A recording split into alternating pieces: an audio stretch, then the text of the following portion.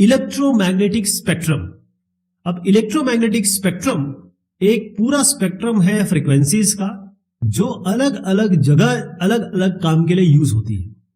इसको समझने से पहले आप ये समझ लीजिए कि जो इलेक्ट्रॉन है, कोई भी इलेक्ट्रॉन जब मूव करता है, यहां से वहां जाता है, तो वो इलेक्ट्रोमैग्नेटिक वेव क्रिएट करता है स्पेस में, वैक्यूम में भी क्रिएट करता है। यही इलेक्ट्रोमैग्नेटिक वेव्स जो है ये वायरलेस ट्रांसमिशन में यूज होती है। सबसे पहले ये साहब को देखिए, इनका नाम है जेम्स क्लर्क मैक्सवेल साहब। इन्होंने पहले इसका प्रिडिक्शन किया था, ब्रिटिश फिजिसिस्ट थे ये जेम्स क्लर्क मैक्सवेल साहब। 1865 के बारे में बात बता रहा हूं मैं आपको। इन्होंने इसको प्रिडिक्ट किया था कि ऐसी चीज होती है, लेकिन पहली बार इसको ऑब्जर्व किसने किया, यानी कि इसको देखा, जाना, परखा किसने? वो साहब थे आपके जर्मन फिजिसिस्ट हेनरिक हर्ट्ज साहब। ये बात है 1887 की। तो कोई भी वेव, इलेक्ट्रोमैग्नेटिक वेव जब मूव करती है तो तमाम इसकी कैरेक्टरिस्टिक होती है, जिसके हिसाब से हम बाकी चीजें डिसाइड और डिफाइन करेंगे। पहली चीज ये है कि कितने ऑसिलेशन हो रहे हैं। मतलब अगर मान लीजिए ये मैं 1 सेकंड का टाइम दूं, तो यहां पर अगर ऐसी है वेव और यहां ऐसी है, तो इसमें नंबर ऑफ ऑसिलेशन पर सेकंड ज्यादा है, इसमें कम है। इसी को हम फ्रीक्वेंसी कहते हैं। कितने ऑसिलेशन 1 सेकंड में हो रहे हैं, और क्योंकि हर्ट्ज साहब इन्वॉल्व है, इसलिए इसकी यूनिट हम हर्ट्ज में देते हैं, इनके नाम से है। वेवलेंथ में आप बताऊंगा कि जो दो, अगर मैं इसको इस तरीके से बताऊं, तो दो मैक्सिमा या दो मिनिमा, इनके बीच में जो डिस्टेंस होता है, इसको हम कहते हैं वेवलेंथ। इसको लैम्डा से हम डिनोट करते हैं, ग्रीक लेटर है लैम्डा। अब इसको और थोड़ा सा बताऊं, यहां पर ये आपकी इलेक्ट्रोमैग्नेटिक वेव है, ये डायरेक्शन ऑफ प्रोपगेशन है। इसका मतलब यहां इस तरीके से ये मूव कर रही है, यहां से यहां। यहां पर ये ऑसिलेशंस हो रहे हैं, मतलब एक पूरा ऑसिलेशन यहां से लेकर यहां तक जाता है, ये ऑसिलेशन हो गए। जो ऊपर वाले पार्ट है इनको हम कहते हैं क्रेस्ट, जो नीचे वाले पार्ट है इसको हम कहते हैं ट्रफ।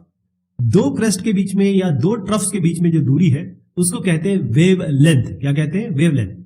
अगर एक इमेजिनरी सेंटर लाइन ले और वहां से जितना ऊपर ये जाता है या जितना नीचे जाता है, इसके नीचे तो नहीं जाता, तो जहां तक सेंटर लाइन से नीचे तक या ऊपर तक जाता है, इसको हम कहते हैं एम्पलीट्यूड। एम्पलीट्यूड, ध्यान रहे, वेवलेंथ फ्रीक्वेंसी होता है नंबर ऑफ ऑसिलेशन पर सेकंड, या ये भी कह सकते हैं wave cycle passing a given point in a given period of time. Second मत कहिए आप, किसी एक टाइम पे कितनी वेव्स उस जगह से, उस पर्टिकुलर सीक्वेंस से पास हो रही है।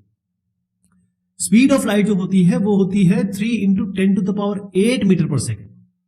और ये अप्रॉक्स बता रहा हूं। एंटेना, अगर आप क्या करें, ये इलेक्ट्रॉन घूम रहे हैं, ये इलेक्ट्रोमैग्नेटिक वेव पैदा कर रहे हैं, यहां पर हम क्या कर सकते हैं कि ये पूरा इलेक्ट्रिक सर्किट अगर बना दें, यहां पर एक एंटीना लगा दें, तो ये जो एंटीना है ये दूसरे एंटीना तक इसी तरीके से सर्किट लगे रहेगा। वहां ये डेटा भेज सकता है, कम्युनिकेशन भेज सकता है। तो यही, यदि आपने एंटीना लगा दिया इस इलेक्ट्रिकल सर्किट में, तो ये इलेक्ट्रोमैग्नेटिक वेव्स, इसको हम ब्रॉडकास्ट कर सकते हैं, भेज सकते हैं, और रिसीवर इसको रिसीव कर सकता है। ये सेंडर है, ये रिसीवर है। वैक्यूम में सारी के सारी जितने भी इलेक्ट्रोमैग्नेटिक वेव है, किसी भी फ्रीक्वेंसी की है, वो एक ही स्पीड से चलती है। वो स्पीड क्या है? 3 × 10⁸ मीटर पर सेकेंड स्पीड ऑफ लाइट होती है। सी से रिप्रेजेंट करते हैं इसको आप 3 × 10⁵ किलोमीटर पर सेकंड भी कह सकते हैं, या 1 फुट या 30 सेंटीमीटर पर नैनो सेकंड भी कह सकते हैं। जब ये ही इलेक्ट्रोमैग्नेटिक वेव जब कॉपर या फाइबर पे चलेंगी, तो इसकी स्पीड हो जाती है 2/3, यानी 3 × 10⁸ × 2/3, ये इसकी स्पीड हो जाएगी। यहां पूरा इलेक्ट्रोमैग्नेटिक स्पेक्ट्रम है।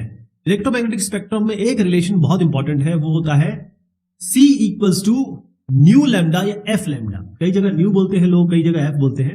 इसमें आप देखिए कि क्या क्या चीजें आपको दिख रही हैं। एक लैम्डा है, लैम्डा क्या है आपका? वेवलेंथ। एफ क्या है आपकी? फ्रीक्वेंसी। सी क्या है? Speed of light. ध्यान रहेगा, वैक्यूम में C = एफ लैम्डा या न्यू लैम्डा। जो लैम्डा है, ये हमारा कन्वेंशन है जब भी हम कोई कैलकुलेशन करेंगे, अगर लैम्डा ये मीटर्स में है तो फ्रीक्वेंसी हम देते हैं मेगाहर्ट्ज, और इसको मल्टीप्लाई करेंगे तो आपका आएगा 300। ये हो जाता है 300 के करीब। जैसे अगर 100 मेगाहर्ट्ज की वेव है तो कितनी लंबी होगी? वो 3 मीटर लॉन्ग होगी। यानी अगर इस फ्रीक्वेंसी के बारे में बात कर रहे हैं तो इसकी वेवलेंथ कितनी होनी है? 3 मीटर। अगर 1000 मेगाहर्ट्ज की वेव है तो वो कितनी हो गई? 0.3 मीटर लॉन्ग। अगर यही 3000 मेगाहर्ट्ज की है तो 0.1 मीटर लॉन्ग।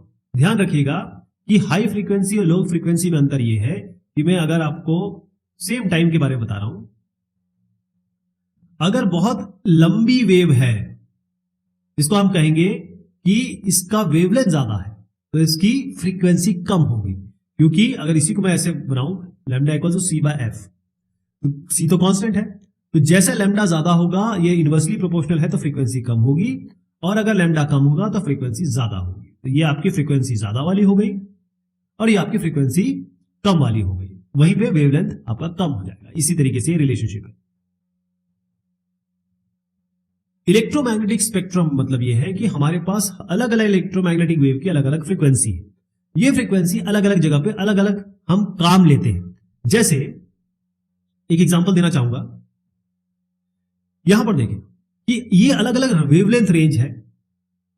यहां पर साइज क्या है वेवलेंथ, मतलब जो नाम इनको बोलते हैं, रेडियो वेव, माइक्रोवेव, इंफ्रारेड। यहां विजिबल बहुत छोटा सा हमारा रेंज है जो हमें दिखता है। अल्ट्रावायलेट है, फिर एक्स रेज है, गामा रेज है। तो रेडियो वेव्स यहां हम कम्युनिकेशन के लिए यूज करते हैं। जैसे आप कहें कि भाई माइक्रोवेव, थोड़ा सा माइक्रोवेव ओवन हो गया, रडार के लिए यूज करते हैं।